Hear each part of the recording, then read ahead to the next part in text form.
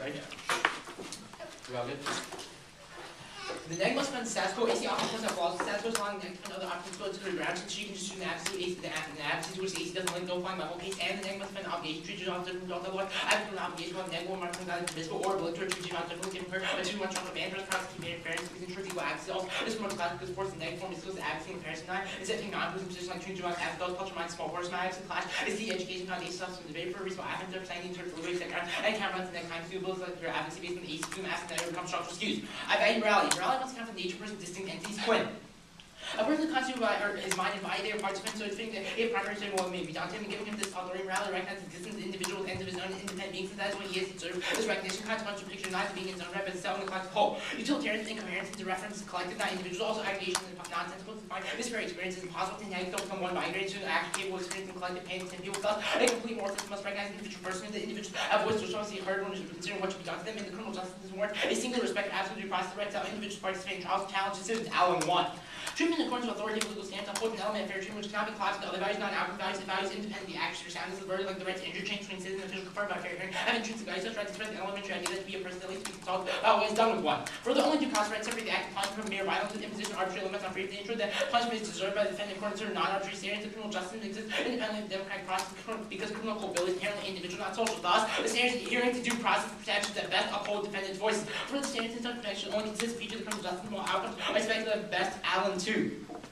Fair hearing scenarios include the active application of legal standards. Each case has the process of affording moral grounds for accepting the outcome even though otherwise unjust. Right outcomes itself usually a matter of controversy and procedure without gender participation in the sense that questions of justice can be raised and answered. The citizens treated with respect which his state needs deserves. Moreover, the criminal justice is inherently entails the logical system because A, a utilitarian system funds itself defeating since sacrifice deserves in the name of great good for any predictable set of consequences for action. B, the law presumes distinction between action and action more punishment, direct intentional violation, direct manslaughter, and premeditated first degree murder have the same outcome but not comparably punishable crimes. Under the AC standard, best has been forced protection of all defendants' voice. These safeguards gets to protect individual agents so what the contingency of certain cases may influence individuals to plea bargain and waive their rights to relevance as long as individuals have the opportunity to decide by weighing the cause and benefit of the decision. I claim the due process protects guaranteeing adult court best to uphold defendant's voices first. The paternalistic ideology of juvenile court suppresses defendant's voice is Ainsworth. The procedural deficiencies of juvenile court are product of paternalistic ideology that affect the behavior of lawyers and judges. The abolition of juvenile court jurisdiction would help to eliminate these shortcomings. Lawyers would be less likely to adopt non-adversarial guardianship role and representing young clients and no longer have the supporting rationale the prosecution was just a juvenile court case. This ideology has led juvenile court judges to keep indeterminate sentences new. The emphasis on rehabilitation in the juvenile system is sponsored imposition of indeterminate sentences, resulting in juveniles being incarcerated for much longer terms than adults who are sentenced for similar offenses. This denies juveniles' voice because juveniles are structurally unable to contest the sentence unclear with the actual punishment and saving no recourse. Juvenile court judges are completely unchecked felons. Juvenile court judges make decisions unconstrained by the rule of law. Treatment necessary until the indeterminacy, direct proportionality, destroying serious behavior. Judges possess no scientific basis classified use of treatment. Discretion simply constitutes a euphemism for judicial subjectivity. Judges are sentenced differently based on extraneous personal pain, prison, impose haphazard discriminatory punishment without effective checks. Juveniles can appeal judges' decisions excluding their voices. Ainsworth 2. In jury trial, jurors must be explicitly instructed in the law to written instruction. The error can be reviewed. However, when a judge is allowed jury should now articulate or understanding the law, the appellate court has no way of determining whether the judge misunderstood or misapplied the law. Even juveniles do not go to trial from the inability to request a jury trial. In plea bargaining, the possibility the defendant will have to exercise the right to jury trials and point bargaining, often the only one the accused has. And juveniles are equally as rational as adults mortis, right? Many scholars have reviewed the literature and consensus that finds represents most accurate assessment of literature indicates form of reasoning ability level of cognitive moral development mid-adolescence differs low from adults. The anthology makes judgment on the inherent nature of person caused by universal distinction should be made only on the basis of universal difference. For instance, certain ethnic groups may be more likely to commit crime, but that's not more categorically different treatment. But juveniles are more inclined to commit crime due to immature or criminogenic environments. There are equally rational agencies, no developments of intelligence that can make refraining from crime literally impossible. Many juveniles do refrain from crime. Second, juveniles not receive adequate representation in juvenile court. Let me decide 7. And delinquent proceedings do not act as legal representation means pastoral with disparate state and local laws policy that come to ensure that all youth receive full representation. Fair states accurately find juvenile indigent defender system where youth provide counsel at critical stages. Many youth is vulnerable to the consequences of false protection on counsel. Guilty pleas is turned that contract constitutionality because the juvenile court violates the 6th Amendment to the U.S. Constitution and guarantees a system of counsel for the accused. Further, regardless of cognizance of right, juvenile observance people inherently deserve right based on right allegation on knowledge makes no sense in that paradigm just like never protecting the right of infants and young children also consistent with current legal construct of competence and trial. So. Criminal law does not include development factors as relevant when considering juvenile defendants to adjudicate competence when making a decision about waiver of important rights. Defendants are free to place a primary value on their immediate gratification of the expense of the future welfare zone as they adequately understand their choices. Next, you don't want juveniles to receive counsel paternalistic ideology of the court party strong enough for defense attorney to adequately represent the client's suppressing juvenile's voice in Ainsworth 3.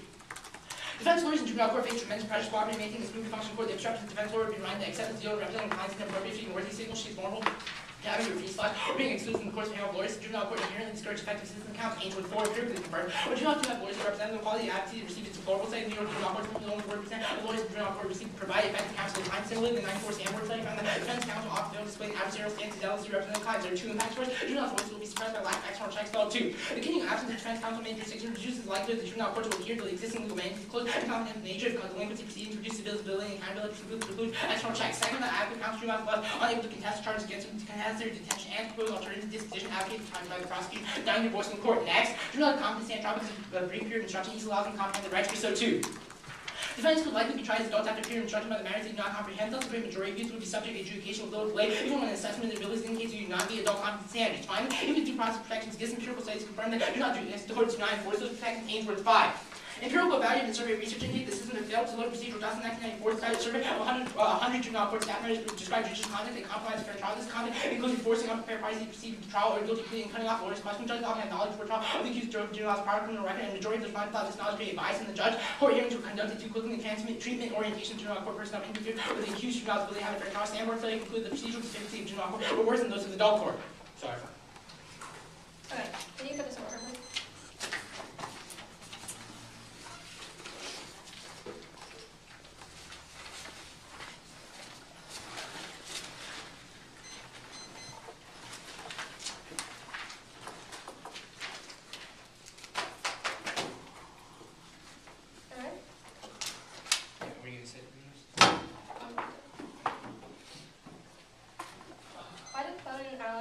Why only rights that give you voice matter? It's the only ones in ethical theory, right? So okay. Quinn says that moral systems must treat persons as distinct entities. Because a person is constituted by his body and mind, so you should have control over them. So this recognizes them as individual, while consequentialism would put them as one. So if I don't mind consequentialism, does it matter?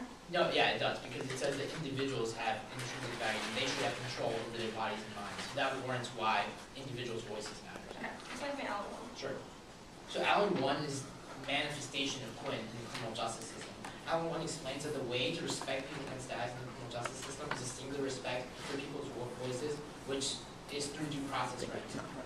Like due process rights, like okay, so only due process rights that give you the ability to speak and move forward matter? Right. The only due process rights warranted in the first okay, case. What happens if what you say, you think you're allowed to speak, but nobody pays attention to what you say? Does that matter? As long as you have the ability to speak? No, because those things are inextricably tied together. The case indicates that it's about the way you can effectively express your voices. For example, if juveniles' voices are denied in... okay, so again, if you express your voice properly but people aren't listening to you, does that... That's not an expression of your voice though, right? Because the evidence says the way we respect people's voices is to give them control over their minds and bodies. So in order for us to respect their voices, we have to make sure their voices are not just heard. Okay, so the only thing necessary to respect someone's voice is if you give them the right to express their voice. Is that fair? Can you repeat the question? The only way to respect someone's voice the way we respect people's voices in the criminal justice system is through due process protections. Okay, so which types of due process, like if I read arguments as to why due process is bad, what links? Generic arguments about why due process is bad don't. Why? That's my point. You need specific impact arguments about why these deny defendants' voices, or why the certain due process protections afforded in juvenile court better uphold defendants' voices than the protection offered in adult court. For example, all the arguments in the affirmative case have specific impact analysis about why juveniles' voices are denied. For example, the indeterminate sentence argument. Juveniles can't contest the decision because it's unclear if actual is willful.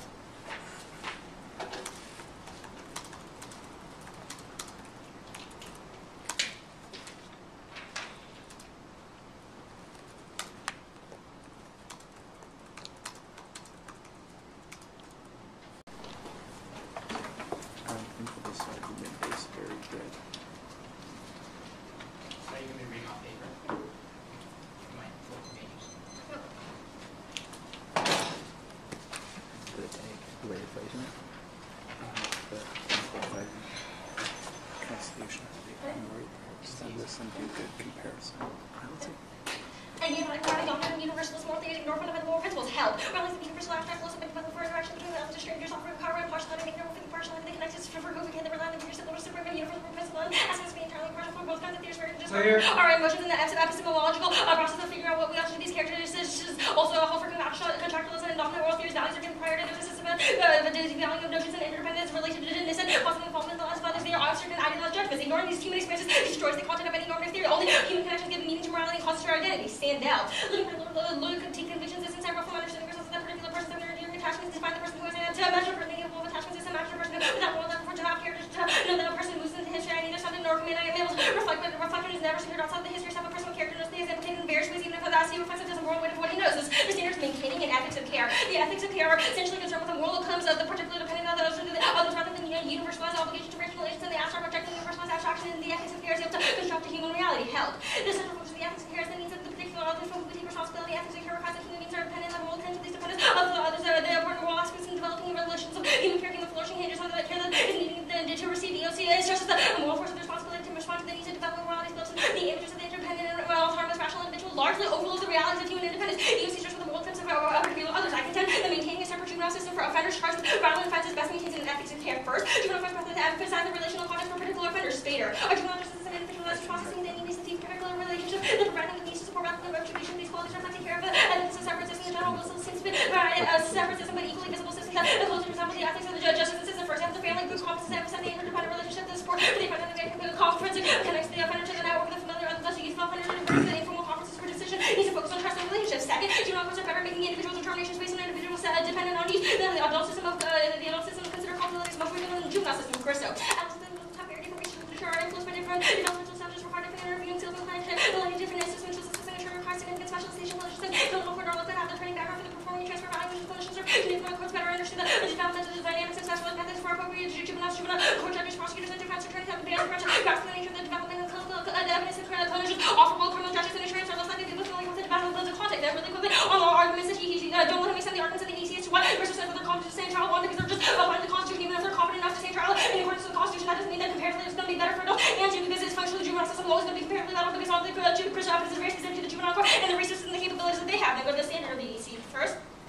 Group together the quote and the animal analysis. First, they just provide reasons as to why the voice is necessarily going to be heard, but that's not the only thing that necessarily matters. It's for as being other people understanding what that means. That any other any terms of any due process terms that say that actually people aren't actually listening to the voices of juveniles means that functionally that also turns to the standard because Quinn just says that voices are important, but if voices aren't actually interpreted by others and listened to the other people, then those functionally don't matter. Second, he's going to try to stand up and try to exclude all the due process terms by saying that actually people they're given the right to be able to they're given the right to be able to assert the voices. So that means the function that still is it's unique obligation in the affirmative. But a lot of his evidence, for example, of juries and the ability to have like chances to appeals are all contingent on the fact that people need to actually listen. The people need to actually not just about having the rights, but also having the rights to actually work in support. If you're still able to appeal with the jury trial, but still able to appeal with the jury trial, the fact that the functionality of making sure the appeals actually go through also are equally relevant. And second, because voices can only be heard if the voices can only be heard. Second, trying to see values the ability of voices because if we're just giving rights to voices but not actually making sure that those are implemented through all the due process rights, and that means that functionally those don't matter because we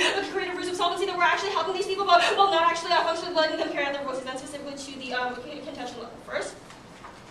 As an overview, first term. Even if jurors are good for adults, they're for juveniles, youth are likely to falsely confess to jurors because too much weight on confession. Strive. Research is concluded with placing a convention before jurors hand them to an instruction to convict. False confession may lead to leading causes as many as one fourth of all wrongful convictions. Police interrogation is a primary source of false convention. Juvenile systems are particularly likely to provide false conventions. Justice police officers and authority figure the pressure of the parents to tell the truth may be translated as telling the police officer what they want to hear from a majority of the major studies generations. Nearly half the juvenile cases involve false confession. Again, don't let him stand up and try to exclude this argument by saying that eventually they're still in our right to jury trial. That in fact doesn't matter even if because wrongful convictions is always going to link to the EC because there's absolutely no way for because if you're put into a prison because of a wrongful conviction, then your voice isn't respected because necessarily what you say doesn't matter because the jury isn't necessarily going to interpret correctly in a second because if you're placed into something, if you're punished for something that you didn't necessarily do, whether or not your voice is heard is irrelevant because then your voice is substantially suppressed. Then second.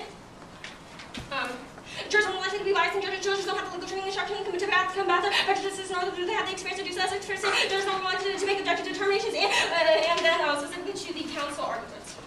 First term. Juveniles are not common enough to make effective use of the counsel and go for the best interest paradigm used by the juveniles and juvenile courts is comparatively better. Heading. Psychologists study the cognitive and psychological social features of the adolescent and questions of the adolescent ability to participate effectively in child defendants even as a child is competent and maybe limitations impair effectively Youth lack the knowledge and experience needed. Youth don't rely on cognitive skills even less than the adults in stressful settings where the attorney lacks training in adolescent development. The child may never effectively engage in decision-making process. Few full understands the right to a director of law. The child may withhold information from the attorney because of best interest advocacy does not respond to the child's cognitive capacity, decision-making, skill, and the ability to compete with the counsel. The model starts to continue to thrive in the juvenile justice system. This assumption again turns the EC because one, this provides reason as to why the best interest advocacy is good because it's actually specialized to hearing the voices of the juveniles, and second is functions as officers of the EC because that means that actually providing the counsel and the court system substantively silences the voices because the attorneys aren't actually able to compensate for the needs of the juveniles as opposed to just doing what they necessarily need to do to actually win the trial. Then also term. Judicial transfer here allow the judge to make individual determinations, but they have formal criteria, which means it's reduced to unchecked discretion. Harris.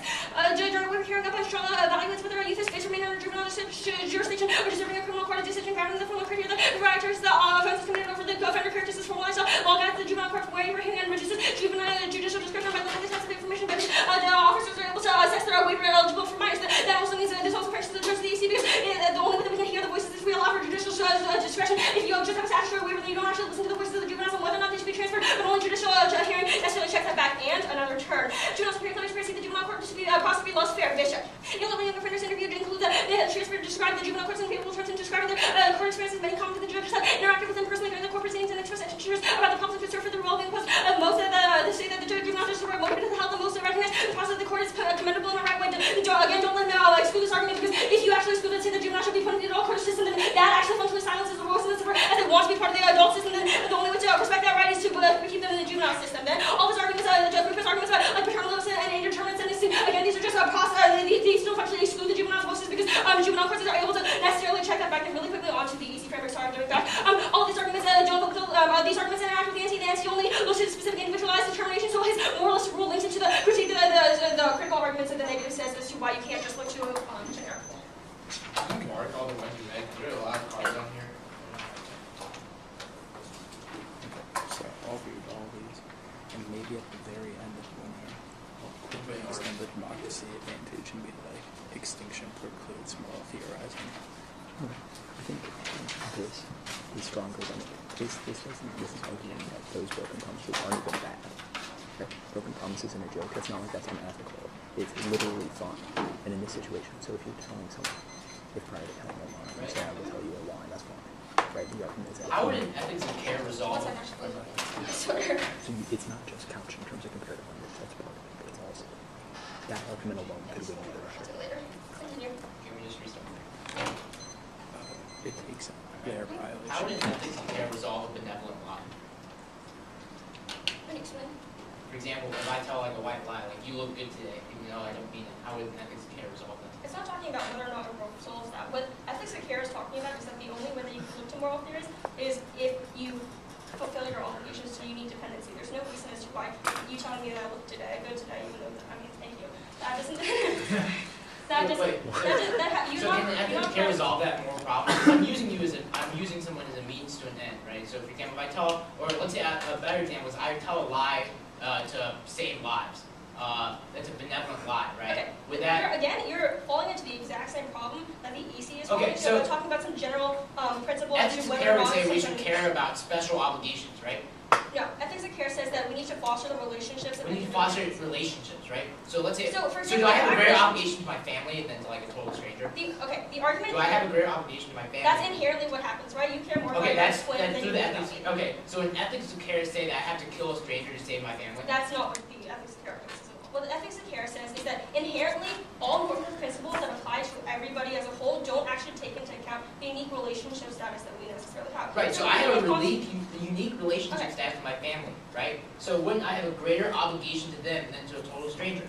So an ethics of care would then mandate that I kill a stranger to save my family, No, right? the argument in ethics of care is that you can't look to any generic framework of making sure like you protect people's voices, for example, like what the AC says, because that is just looking to a generic moral principle without looking to the unique individual relationships. Okay. Even if the individual relationships, like for example, that it's just saying that those kinds of morality can't exist. Yes? You make a universal statement about what we ought to do, right? You say we ought to treat juveniles in the juvenile system. Right? Okay. That's conflating the standards and contention. What the standards is saying is that normative principles that establish like a day Are we obligated to feel compassion? The argument in the Are we is that we obligated do to have compassion, and that's why all the arguments Okay, are so we do divorced. have compassion, right? So all the arguments are divorced divorced from that IUCC. Why does human flourishing matter? Why does human flourishing matter? Okay, that's what like Sandel says. Okay, so Sandel says that the person that I am necessarily gives weight to. Right, so do my loyalties and convictions to other people, right? So I would have a conviction to save my family over a total stranger. This doesn't justify you letting everyone die in order to save your family. What this says is that you need to, that only an ethics that actually looks to individual relationships makes sense. Not necessarily that you can prioritize that and absolutely. That's fine. Let's talk about the argument, this Harris term. You said judicial waiver respects juvenile Yeah, so right now you said the negative has to defend the status quo. So in the status Why quo isn't there system- judicial waiver in the affirmative world?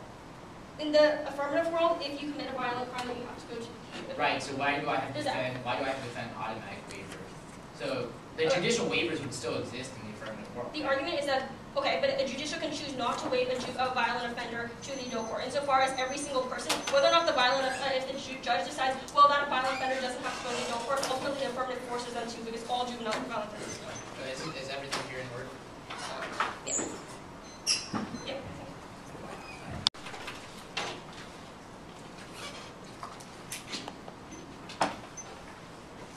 Starting on top one.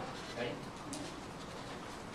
One held says the universal moral standards just strangers, while ethics is fair, just individual special relations. Actually, reason for the AC standard means the criminal justice system judges strangers, not other individuals whom it has special relations to. No impact. She assumes that things like interdependence are morally relevant. This is an unwarranted assumption. The AC framework denies this matter because everyone has rationality and a voice that deserves to be respected. She can see the point of evidence that we have to respect people's rationality, not necessarily compassion. She has an unjustified assumption where I actually justify my ethical framework. Off Sandel. First classified number 2 from held. Sandel also assumes that things like human connection are valuable too. The AC framework is consistent with an ethical care because we care about juveniles having divorces. This means we're proactively compassionate about juveniles and the situation. That's what the AC does. 3, the AC standard is not divorced from like historical context. Sandel claims universal moral divorce from because it's contextualized to particular instances of criminal justice system for more general view to respect individuals' voices. Also, finding that she violates also because the ANC said we have an absolute duty to treat juveniles in the juvenile court. We have to treat adults in the adult court. Means she has established some universal moral obligation to contention. That's certified as the standard. Now upheld too for there's no warrant why human flourishing matters. But as a question appeal to some other sort of moral framework like utilitarianism is never doing justified in round 2. She violates also, for example, in ethics care system, the Sandel specifically says we ought to have compassion, but this would justify me. I would say that I would always have to kill a stranger to save my family, but this proves that she does not actually value ethical care. Rather, she makes a universal assertion about what would be moral. AC. First extent, point was moral system must be person distinct entities. A person constituted by his mind and body, so he should have control over this, recognize him as individual, while consequential to him as one among the overall good. Now, one is way to respectful and satisfying from lesson. Is equal respect for people's ways to manifest itself in due process rights. Due process rights like the right to intrigue are intrinsically valued because they express the idea that a person needs to be consulted about what may be done to them. This must be adhering to due process protection that best upholds the defendant's voice. Now, St. Alan Turin says, as long as you prefer the mere existence of voices as opposed to outcomes, because as long as people are allowed to participate in discourse about justice, with due respect, even if the outcomes not accurate, because outcomes usually controversial. This takes out the number 1 and 2, the first two arguments you reason are over because these are all about outcomes. Things the Search concept that will lead to some sort of they falsely confess during the police trial, but my argument isn't about the outcome. Number 2, the juries are biased, but there's no impact in terms of people's voices. Now, offer number 1 off foot. She says that this isn't the only thing that matters. Other due process rights matter, but they're never being justified around. The only due process rights that are being justified is the respect people's voices through the point evidence. Number 2, that my evidence about people actually listening. But what the first is consistent with what I told you in cross-examination. Sure, those outcomes of those things may matter, but that people's voices being effectively expressed is different from the outcome of that expression, which means that it will all have to prove that these rights allow them to express their voices, not necessarily that they lead to some sort of necessary right outcome, which means that even if this argument is true, this doesn't grant her access to all the terms that she reads in the affirmative case. So now we'll go to the case proper. Instead, one can decide which says there's no consistent legal framework that guarantees the right to counsel in juvenile court. Just a disparate patchwork of state and local laws. There's insufficient funding for those systems. Juveniles often don't get counsel at crucial stages. Now, instead, next extent, the impact which is felt for is about counsel. The juvenile court will ignore existing legal mandates, closing confidential nature of the proceedings. There aren't external checks. And second, the juveniles can't contest or charge of child detention or propose alternatives to denying divorces. Now, back on her overview.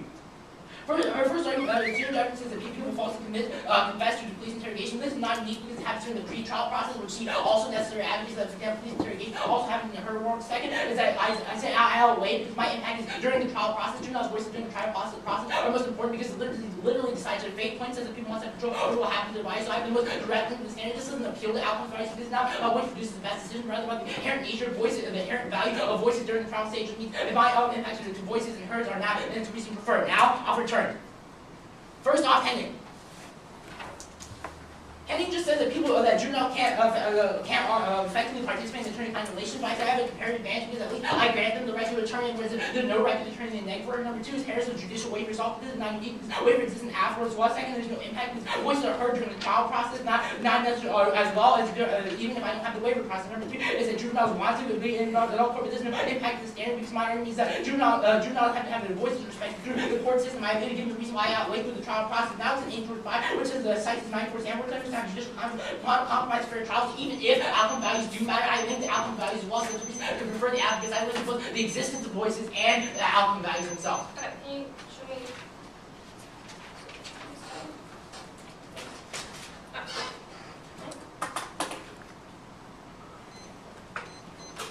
How much time do I have? 2:05. Okay. The biggest problem that Larry makes in the last speech is that the only offense that he extends that links to his standard, just talking about granting juveniles some type of right, is the left analysis. That just says that you need to extend the right to counsel, and that judicial courts don't necessarily extend the right to counsel every single time. But that means that it functionally does not link to a standard. Except the argument that says that juvenile justice system still gives them the right to counsel. That means that insofar as they're given the right to counsel, whether or not it gives them the actual right type of voice doesn't matter because they're still given the right. Meaning there's functionally absolutely no unique affirmative offense because giving the right to counsel, just giving the right to voice is what he said is sufficient enough. Insofar as he doesn't provide any evidence that says that juvenile courts don't actually give them the right to counsel. He just says that it might not be effective enough because not all juveniles actually have the right to counsel. That means that functionally his only offense doesn't actually link to his standards. So if you buy his standards of justification, that's the first reason you're going to leave. He doesn't provide any offensive reason as to why you're going to be affirmed. That's the only possible way that you can link to his affirmative standard. But even if you don't buy that, so in the absence of any comparative, that has two implications. A, if you are buying his extension of the fact that we only look to the ability to have the rights, and that means you're going to negate because you presume negative. Insofar as he doesn't he's had any reason as to why you presume affirmative, and also he's failed to establish his obligation to show that we need to treat juveniles as adults. Insofar as he doesn't have an obligation uniquely as to why there's an obligation exists and there's no reason to affirm it. Third, because he doesn't provide any comparative offense, so there's absolutely no way that you can justify affirmative ballot. But the second implication of this is that he can possibly go for other arguments and say that not just providing the right matters, it's also about the ability to have the right, or like the ability, like how many times you like have the right to counsel. That means that if you go up to the complaint analysis, he only answered the first two justifications as to about why it matters that you listen to voices alone. But you can accept the third argument that says that actually wrongful convictions also link to the standard because wrongful convictions also link to the standard because if your rights are denied, no matter how many times you say something and try to get your voice across, absolutely nobody listens. You're putting incarcerated enemies, and that means that your right is not equally respected, and it silences your voice for future times because you're put into incarceration without necessarily being heard. That's the first reason as to why all wrongful convictions link to the standard. He whole concedes that's the reason that all of my other offensive reasons are going to link to the standard. And second, because actually this creates some kind of ruse of solvency. That was the fourth argument that I made that says that insofar as we feel happy because of the fact that we give people the right to a jury trial, for example, but not actually implementing that, making sure that their voice not necessarily heard, means that it devalues the value of the voice because it means that it devalues the value of the voice because just the right to have a voice is enough, which means that it devalues the actual voice itself. So those are the two reasons as to why wrongful conviction actually link it to the standard. These whole conceded. The only possible offense he has to this standard is the analysis coming from the bottom of the Ainsworth 5. One, you're not going to buy this because there's absolutely no extension of Warren. Second, there was no extension of numbers. Third, he doesn't provide any internal reasons as to why this is necessarily true. So all it is, it's functionally impossible for me to answer the specific warrants in this card because I don't actually know what they are because they're not extended. Don't give the weighing analysis for him. There's absolutely no reason that's possible. Then the only other way that he can analyze the terminal impact of wrongful conviction is through the Levick analysis about the wrongful conviction. One, again, the only way that he extends Levick is to say that you don't have the access to equal representation. He tries to say that it leads to an increase of wrongful conviction with absolutely no warrants. So that's the first reason they're not going to be buying that extension. Second, there's the second extent heading analysis that says that actually a best interest counsel is best able to take into account for juvenile indiscrepancies. You can also classify the cold-conceded Grayson analysis at the bottom of the ANSI, which also applies in this scenario. So as the people that are actually specific to the juvenile court always have a better understanding, that means it's going to decrease the total amount of wrongful convictions because the counsel actually knows effectively what they're doing. And the head analysis also specifically says that that's the best way that you can develop a right relationship. The only argument he says is that they don't have the access to counsel, but insofar as he's cold-conceding the analysis that only counsel in the juvenile system works, and that means that even if they have better counsel in the affirmative world, it doesn't functionally matter because that counsel is necessarily bad. There's no external reason as to why counsel in the affirmative world is good. He doesn't provide that, so don't let him access arguments there. Then he was also mishandling the other three terms that I put in the overview. So that's the next reason you're going to be negating. So first, it's the Harris analysis that says that judicial waivers are what's going to be better to take account into the actual voices. The only arguments he makes here is that one, there's absolutely no impact, but I made the impact very clear. The impact is that if there's absolutely no trial phase when transferring juveniles to adults, and that means that their voices aren't heard. If the trial phase actually takes into account what exactly the juvenile needs, what they feel about the situation, their external circumstances, which means that only a judicial transfer that's specific to seeing actually making sure that the rights are protected is going to take into account the individual voices. That's that's the Harris analysis. It says during waivers, a bench trial officer evaluates whether a youth is actually fit to remain under jurisdiction and therefore actually prioritizes their voices. So that's the first reason that it leads to the standard. Second, also, it leads to decrease of wrongful convictions, because if a youth offender is actually capable of going to the adult court and people actually take into the circumstances that are necessary to make that trial procedure fair, then that's the only way that we can decrease wrongful convictions and not put juveniles in the wrong court that they necessarily have. The second argument is that it's not unique because there was judicial transfer in the affirmative rule, but however, there's huge defense in this, and so far as even if this isn't true, even though there might be some judicial transfer, there's no reason as to why that's necessarily true. Or second, he can go for an argument that says that every single juvenile is transferred after judicial hearing, but you can turn that argument because actually if that's true, then judicial hearings would suppress the voices of juveniles, because once they, during the judicial hearing, once they saw that actually juveniles are not able to go to the adult court system, but because the affirmative says all juveniles with violent offenses go to the adult court system anyways, that functionally means that they suppress their voices, because despite finding that actually juveniles actually shouldn't be going to the adult system, they send them to the adult system anyways, which functionally turns the affirmative. So either way that you evaluate the judicial waiver term, you're going to be voting negative because it either suppresses voices even more, or the negative has compared advantage by providing more judicial transfers. So that's going to be the second reason that you're voting negative. But even if you don't buy that, go to the Bishop analysis. Except in the Bishop analysis that says that juveniles want to have the right to be the only argument. He says that the only thing that matters is that it is within the trial phase. Yes, that's what his framework says, but he doesn't functionally explain a reason as to why only the trial phase matters. So insofar as his affirmative case is suppressing the voice of juveniles, because when juveniles say they think, because Bishop says that juveniles says that adult courts are functionally much more fair procedure. So if juveniles are transferred to the adult court just because of the trial phase and being able to have the rights of voices, and that means that the AC framework is functionally excluding the juveniles' voice by saying that only the right to have a voice matters, not your own opinions about the juvenile court. So that's this third way that they suppress juvenile voices. So that means that you're going to be affirming either, you're going to be negating because he doesn't have access to any offers because of the Levick analysis. I'm doing so much more of a competitive good weighing as to why I have to provide better cancel, and because the Harris and the Bishop turns, and because of the reasons that I say that all those wrongful convictions link to the AC standard. He doesn't answer those, and he doesn't provide weighing analysis, while I'm the only one that actually has true extensions of offense.